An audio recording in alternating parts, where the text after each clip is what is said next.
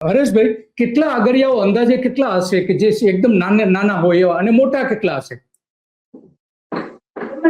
આ પ્રક્રિયા જે છે એના લીધે ટોટલ 10,000 અગરિયાઓની ઇફેક્ટ આમાં થાય છે અને 50,000 કચ્છના 50,000 લોકોને પરોક્ષ રીતે આ દબાણ હટાવવાની કામગીરીના લીધે નુકસાન આમાં જવાનું છે અને એની રોજગારી ઉપર ખૂબ જ મોટો પ્રશ્ન ઉભો થયો છે કે જેમાં તમને એટલે એના લીધે પછી અમે ત્યાં 27 જાન્યુઆરી કે જ્યારથી ઓફિસો ખુલી એટલે કેપીટીના કચેરીમાં અમારા કચ્છ સ્પોર્ટ્સ ખેલ એસોસિએશન દ્વારા એક આવેદન પત્ર આપવામાં આવ્યું કે તમે કોઈ પણ જાતની નોટિસ કર્યા વગર, કોઈ પણ જાતનો સર્વે નથી કર્યો, કોઈ જાતનું ત્યાં ડિમાર્કેશન નથી કર્યું.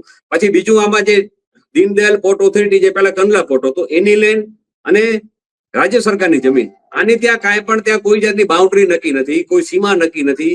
કેપીટીની જમીન ક્યાં સુધી એની હદ છે એ પણ નક્કી નથી.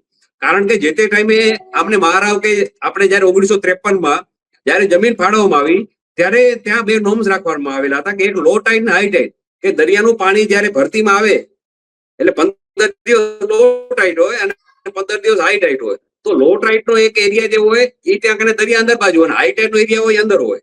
એટલે બે ટાઈપની ત્યારે સીમાની હદ નક્કી થઈ હતી કંડલા પોર્ટની જમીનની, કે લો ટાઇડ એરિયા અને હાઈ ટાઇડ એરિયા. તો એ હાઈ ટાઇડ કે લો ટાઇડ અને કઈ લાઈનમાંથી અત્યારે દબાણ હટાવવાની પ્રક્રિયા ચાલુ કરી એ પણ ક્યાંય કોઈ જાતની સ્પષ્ટતામાં કરેલી નથી. કેમ કે આખી આ જે પ્રક્રિયા છે એ જ્યાં ભ્રષ્ટાચાર માટેની છે. હવે ટેન્ડરની વાત કરું તો આ ટેન્ડર એક કચ્છની આશાપુરા ફર્મ નામની એજન્સીને આખી ટેન્ડર મળ્યું છે અને આમાં આ જે ટેન્ડર પ્રક્રિયા છે એમાં જે અત્યારે નામો બહાર આવી રહ્યા છે કે કેપીટીના ચેરમેન અને એના અધિકારીઓ સાથે મળી અને અમદાવાદના કોઈ એક ભાજપના નેતા છે નરેન્દ્ર પરમાર, જે કોઈ હાલે ત્યાં લગભગ અનુસૂચિત જાતિ મોરચામાં મંત્રી છે અને પહેલા પોતે બીજેવાયએમ કે જે ભારતીય જનતા યુવા મોરચા જે છે એમાં હર્ષસંઘવી અને એની સાથે આ બધા ધવલ આચાર્ય બધી ટીમ હતી. એટલે એક આમાં ટેન્ડર મેળવવામાં નરેન્દ્ર પરમાર, પછી બીજા અમારા કચ્છના અત્યારે જિલ્લા ભારતીય જનતા પાર્ટીના મહામંત્રી ધવલ આચાર્ય, એ ધવલ આચાર્ય સીધી રીતે ઇન્વોલ્વ છે આ ટેન્ડરમાં. ધવલ આચાર્ય વગર તો આ ટેન્ડર કોઈ હિસાબે આખા કચ્છમાં અત્યારે કોઈ પણ કામ હોય સરકારી કોઈ પણ હોય તો ધવલ આચાર્યની સહમતિ સિવાય અત્યારે કોઈ પણ કામ કચ્છ જિલ્લામાં મળી નથી શકતું. એ પછી ચાહે કાંઈ પણ અહીંયા કને હાઈ ટેન્શનની લાઈનો હોય, કોઈ પણ લીજ હોય, માઇનિંગ હોય, ટ્રાન્સપોર્ટ હોય, દરેક ધંધામાં અત્યારે ધવલ આચાર્યની ચંચુપાત સૌથી વધુ અત્યારે રહી છે અને આખો કચ્છ જિલ્લાના સૌ પબ્લિક અત્યારે એનાથી ત્રાસેલી છે. એટલે ધવલ આચાર્ય દ્વારા જ કેપીટીના ચેરમેનને કોઈ પણ રીતે ઉપરથી દબાણ લાવીને એમાં અત્યારે જે કેન્દ્રના મંત્રી છે પોર્ટ શિપિંગના રાજ્યમંત્રી શાંતનુ ઠાકોર, એનો પણ આમાં રોલ ઇન્વોલ્વ આવ્યો છે. એના સિવાય કચ્છના એક ધારાસભ્યના એક જે ગ્રુપ છે કે જેનું વાંઢિયાની જે અત્યારે હેવી ટ્રાન્સમિશન લાઈનનો જે વિવાદ હતો એમાં પણ એનું નામ આવ્યું હતું. એ ધારાસભ્યના ગ્રુપનું નામ પણ આ ટેન્ડરમાં છે.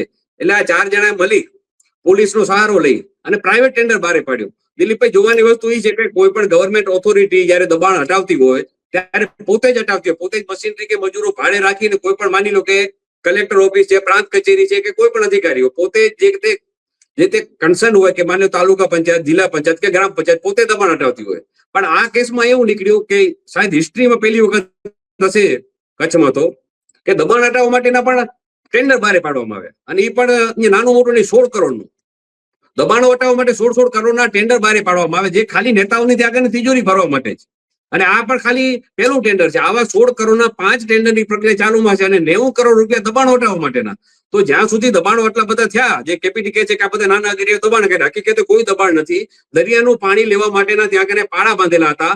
એ પણ અમારા અગરિયાએ એવું કીધું કે અમને આ સિઝનનું તમે અગર એમ કહો છો કે આ પાડા લેવા માટેના દરિયા પાણીની જે તમને જમીનની અત્યારે કોઈ જરૂર જ નથી. બીજું દિલીપભાઈ એ પણ એક વાત કહું, જે આ જમીન અત્યારે ખુલ્લી કરાવે છે એ જમીન કોઈને એલોટ નથી થઈ હજી સુધી, એની કોઈ ઓપ્શનની પ્રક્રિયા નથી થઈ કે જ્યાં ત્યાં તાત્કાલિક દબાણ હટાવવાની અત્યારે જરૂર પડે એવી કોઈ અત્યારે જરૂરિયાત પણ ઉભી નથી થઈ. તેમ છતાં પોર્ટ ઓથોરિટીના 90 કરોડ રૂપિયાનો ભ્રષ્ટાચાર કરવા માટે થઈને જ આ પ્રક્રિયા આખી સડનલી ચાલુ કરી દેવામાં આવી છે. હા, સડનલી ચાલુ કરી દેવામાં આવી એટલે સ્વાભાવિક છે કે આટલી ઉતાવળ, નિયમોનો ભંગ ઘણા બધા છે કે જે ખરેખર વાસ્તવમાં દબાણ નથી એને દબાણ ગણીને એ બધું દૂર કરવામાં આવી રહ્યું છે. તો આ તમારા મુદ્દા તો છે જ, એમાં તો કોઈ સવાલ નથી. પરંતુ આપણી જે કેન્દ્ર સરકાર અને ગુજરાત સરકાર વારંવાર જાહેરાત કરે છે કે કંડલામાં અમે મોટા પ્રમાણમાં ઉદ્યોગો લાવી રહ્યા છીએ અને ત્યાં મોટો વિકાસ કરી રહ્યા છીએ. તો આપણા નરેન્દ્ર મોદી જયારે પાલનપુરમાં એક સભા કરી રહ્યા હતા ત્યારે આ અંગેની એમને વાત કરી હતી.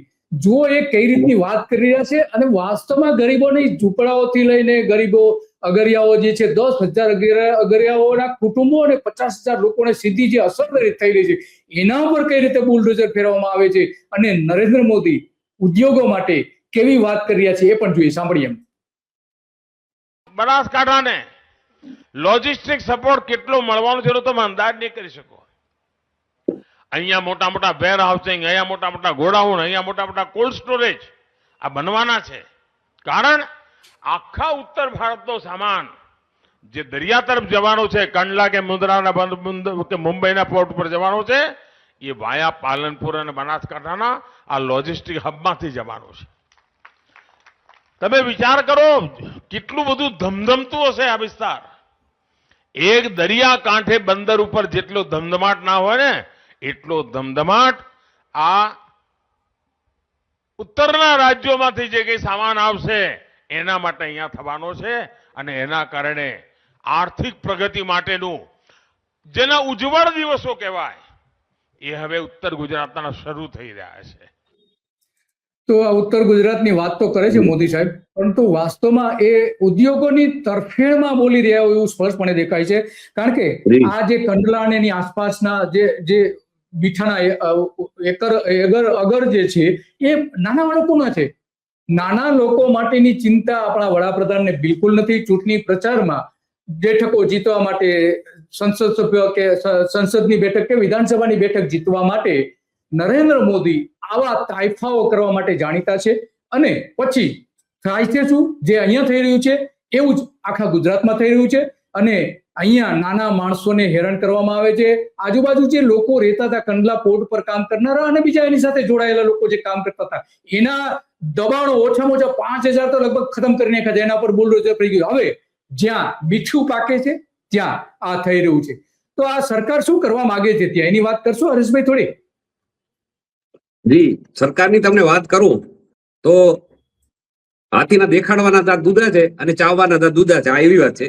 હવે આજે અત્યારે જે આપણે લીજની વાત કરી એ કલેક્ટર સાહેબ દ્વારા 40 વર્ષોથી જે લીજ આપવામાં આવેલી હતી એના પેટેના આ બધા કારખાના તોડી નાખ્યા છે. મૂળ મુદ્દો અમે એ કહે છે કે જે કેપીટી દ્વારા દબાણ, ખરેખર દબાણનો પહેલા સર્વે થાય, એનું ડીમાર્કેશન થાય, ડીઆઈએલઆર ની હાજરીમાં અરજદાર અને જે ઓથોરિટી હોય એની હાજરીમાં પહેલા ત્યાં સર્વે થાય અને આખી લાઈન નક્કી થાય કે આ લાઈનની ઉપરનો ભાગ છે આખો દબાણનો છે. એવી કોઈ જાતની પ્રક્રિયા નથી કરી. અને એક આજે ખારી રોવરમાં મેં તમને વાત કરી આઈઓસી કંપનીની પાછળ જે છે સર્વે નંબર 155, ત્યાં કાયદેસરના લેટિટ્યુડ લોંગિટ્યુડ વાળા નકશા અરજદાર પાસે હાજર હતા. અરજદાર ત્યાં પોતે જાય છે નકશા લઈને, એના ચેરમેનને ઈમેલ કરે છે તોડવાના આગલા દિવસે, ચેરમેનને, એના એસ્ટેટ ઓફિસરને. તેમ છતાં એનો ઈમેલનો, એની રજૂઆતનો કોઈ જાતનો દબાવ ત્યાં કને જવાબ આપ્યા વગર અને સીધા બુલડોઝર ત્યાં કને ફેરી દેવામાં આવે છે. એ મેટરને લઈને હાઈકોર્ટમાં અરજદાર દ્વારા એસસીએ પણ કરવામાં આવી છે. અને એમાં હાઈકોર્ટમાં ત્યાં એમને એડવોકેટ એવું કીધું, કેપીટીના વકીલ મિહિર જોશી સાહેબ કરીને સિનિયર એડવોકેટ છે કેપીટીના, તો તેમના દ્વારા ત્યાં કને એવી રજૂઆત કરી હાઈકોર્ટમાં કે અત્યારે જે પ્રક્રિયા ચાલુ છે એ અમે એક એનજીટી ના ઓર્ડરના આધારે અમે આ બધી દબાણો અમે દૂર કરી રહ્યા છીએ. કે ત્યાં કને મેંગ્રોવ્સ નું વાવેતર હતું અને મેંગ્રોવ્સ ના વાવેતરની જગ્યાએ ત્યાં મીઠાના પ્લોટ ચાલુ થઈ ગયા છે. એવો એનજીટી નો અમને ત્યાંથી ઓર્ડર આવ્યો છે કે મીઠાના ત્યાં તમે પાન દૂર કરીને ત્યાં ફરી તમે મેંગ્રોવ્સ નું ત્યાં વાવેતર કરો. હવે આ પણ કેટલી હાસ્યાસ્પદ વાત છે. અત્યારે જોતા હશો તો આખા દેશમાં બધી જગ્યાએ જંગલોના સફાયા કરવામાં આવે છે.